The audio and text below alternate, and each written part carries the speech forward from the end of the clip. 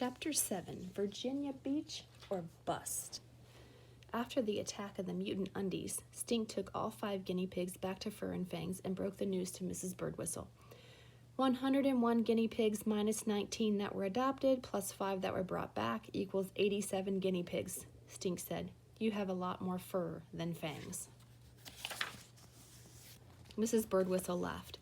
There is some good news, though. I have a friend in Virginia Beach who started a guinea pig rescue. She says she can take about 20 guinea pigs if I can get them to her. Virginia Beach, said Stink. I'll go. Aren't you a little too short to drive? Mrs. B asked. But you could drive, said Stink. Webster and Sophie and I can find homes for guinea pigs along the way. Wait just a minute, said Mrs. B. You're saying you want me to drive you in a rattletrap camper full of 101 guinea pigs all the way to Virginia Beach? 87 guinea pigs, said Stink. It's a great idea, said Mrs. B. Virginia Beach or bust. On the day of the trip, Mrs. B handed the kids a map. Let's each choose one place to stop where we might be able to find homes for guinea pigs. Mrs. B pointed to Bull Run Castle. Webster chose the Reston Zoo, Sophie picked the Mermaid Fountains in Norfolk, and Stink chose Smithfield, home of the world's biggest ham. Let's get this show on the road, said Mrs. B, and they all piled into the camper. But Violet didn't want to stay in her cage. Midnight hid under the seat, and Miss Piggy ate half a bag of chips before they even started. It was going to be one wild ride. The kids sang at the top of their lungs. 87 guinea pigs rolling along, 87 guinea pigs. Take some down, pass them around, 87 guinea pigs rolling along. First stop was Bull Run Castle. It was built to be somebody's house once, said Mrs. B, but now it's a museum, and people can rent it out for parties and events. Look, said Stink, a bunch of kids dressed up like witches and wizards. 6 kids from a Harry Potter party talked their parents into letting them have guinea pigs. Next stop, the Reston Zoo. At the elephant house, Stink saw the most amazing animal that wasn't even an elephant. It was the world's biggest guinea pig. The sign says it's a capybara, says Mrs. B.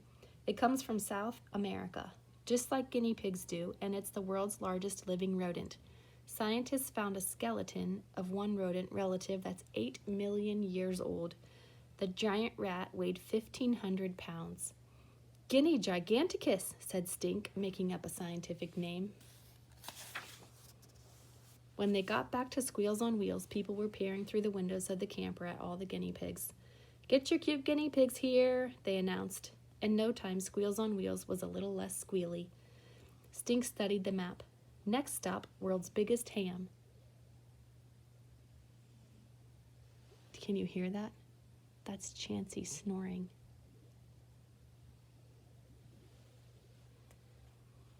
After crossing over the James River Bridge, they pulled into Smithfield, Virginia, Pig City, USA.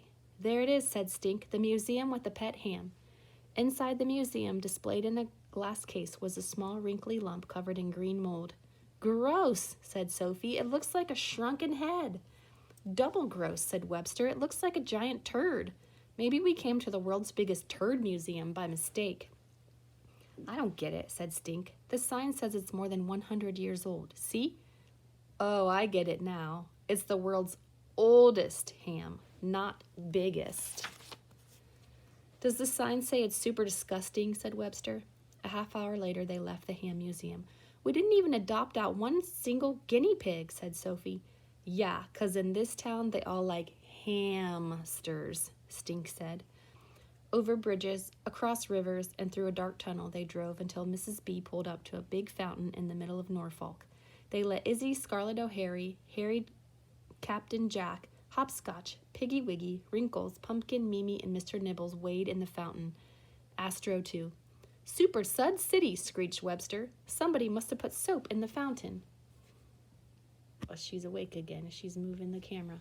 Chansey, you have to hold still if you want to sit there. Hey, let's give the guinea pigs a bubble bath, said Sophie.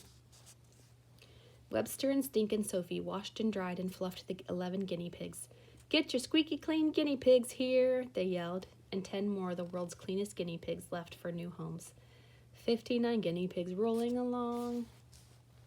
Stink's furry facts. Fat rat? What rolls in the mud and looks like a hippo? Mud bath.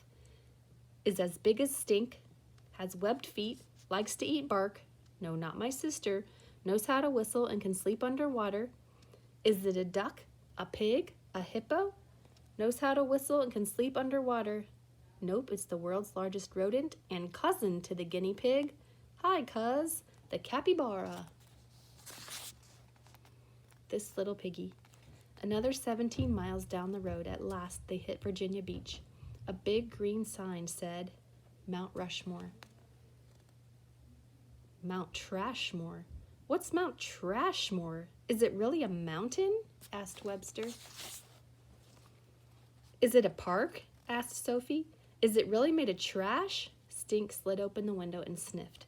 Mount Trashmore used to be a huge garbage dump, said Mrs. B, but then they covered it up with layers of soil, turning it into a kind of big hill or mountain, and now it's a park.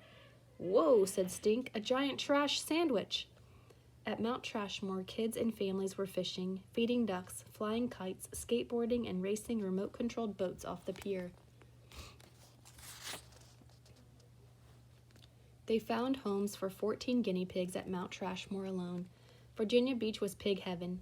Guinea pig heaven, that is. People went gaga for guinea pigs in this town. At the Beatles Museum, they gave away John, Paul, George, and Ringo. At Orange Breeze Water Park, they gave away 0, but they got to see a giant gorilla named Hugh Mungus. At the amusement park, they gave away 8 more. Plus one lady adopted 10 because she kept falling in love with one and then another and then another. Virginia Beach rocks, Webster said. Operation Guinea Pig rocks, said Stink. Time to get back to Squeals on Wheels, said Mrs. Birdwhistle. Next stop, my friend Daisy's house. But when they got to the camper, something was not right. The horn was honking, the radio was blasting, the windshield wipers were wiping. Great balls of fire, 23 guinea pigs were on the loose. Those hairballs were having one big piggy party. Hurry, Mrs. B, guinea pigs are going bonkers in there. Holy tamale, screeched Webster when he saw Mrs. B's coffee thermos knocked over. The guinea pigs drank your coffee. Hyperdrive. The guinea pig express had turned into the guinea pig espresso. Guinea pigs were here, there, and everywhere, poking out of every box, bag, backpack, cupboard, and cubbyhole. Guinea pigs ran races around the camper. Guinea pigs spun circles on the counters. Guinea pigs slipped and slid into the empty sink. Curly Sue went snooping in the closet. All 3 kids chased after the squirming furballs and put them back in their cages. Look at the mess they made.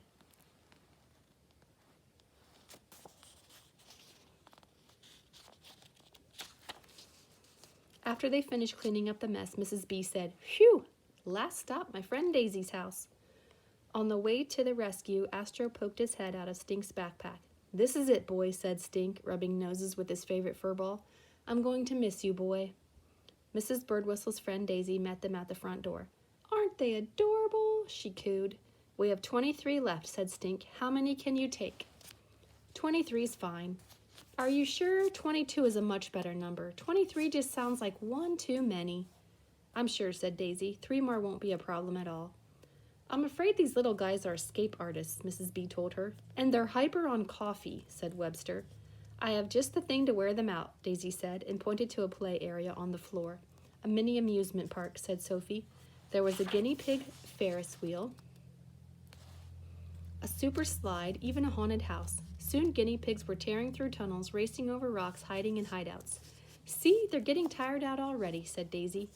Stink said goodbye to Astro. You'll be fine, boy, he whispered around the lump in his throat. Virginia Beach is a great place to live. Oops, I almost forgot, said Daisy. I have something for you. She handed them t-shirts that said Guinea Pig Power. Webster, Sophie, and Stink thanked Daisy. Mrs. B hugged her friend goodbye and thanked her too. Time to go, said Mrs. B. We have a long drive back home. The kids scooped up their backpacks and climbed into the camper. Stink stared at the empty cages. What fun was a piggy-mobile without any piggies? Or Squeals on Wheels without any squeals? A camper without caves was like an encyclopedia without the letter S. Stink's furry facts. Toledo or bust. Great minds think alike. Guinea pig rescuers from California loaded more than 100 furballs into a Winnebago nicknamed the Piggy Bargo. The trip lasted 11 days from California to Ohio. They found homes for the guinea pigs along the way. 5,700 miles round trip. All the way home. When Stink got home, he gave his family a souvenir, a box of saltwater taffy, and he told Mom, Dad, and Judy every little thing about the trip.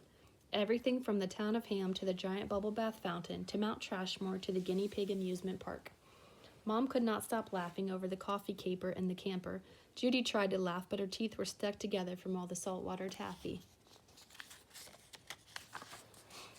I wish I got Judy taffy a long time ago, Stink joked. That's the longest I ever got to talk in my whole life without her butting in. As long as Stink's family was laughing and telling stories, Stink missed Astro and the other guinea pigs a little bit less. Mouse came into the kitchen, dragging Stink's backpack along, a strap held between her teeth. Hey, Mouser, said Stink. Yes, that's my backpack. Yes, I'm home now. I can't believe it, said Judy. I can't believe she actually came out from under my bed. She's been moping there the whole time you were gone like she was in a bad mood or something. Did you miss me, girl? Asked Stink, tugging on his backpack, but Mouse would not give it up. Weird, said Judy. Strange, said Mom. I need my backpack, Mouse, said Stink. You're going to have to give it back sooner or later. Yeah, sooner, said Judy, because we have school tomorrow and I bet you didn't do your homework yet. Stink, is that true? Asked Dad. Well, said Stink. Just then, Mouse made a funny sound. Everybody got quiet. The funny sound sounded like a purr, but the purr wasn't coming from Mouse. Chansey, quit moving the camera.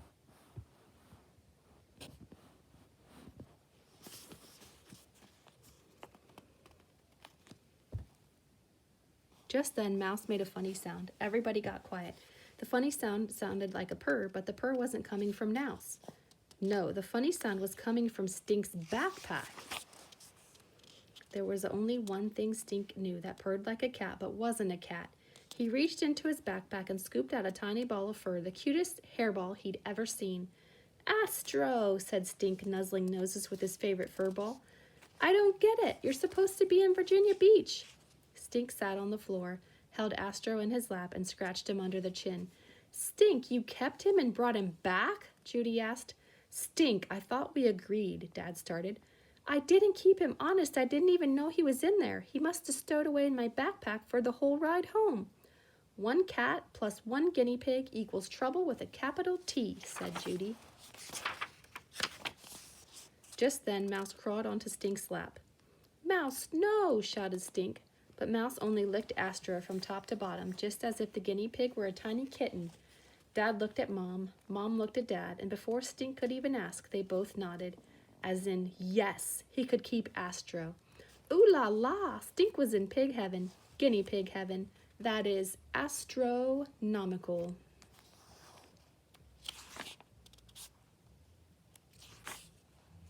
There's about the author and the illustrator. And guess who fell asleep during the story? Oh, she's gonna wake up to say hello. Hi, Chansey. Did you like your bedtime story? She's gonna go back to sleep.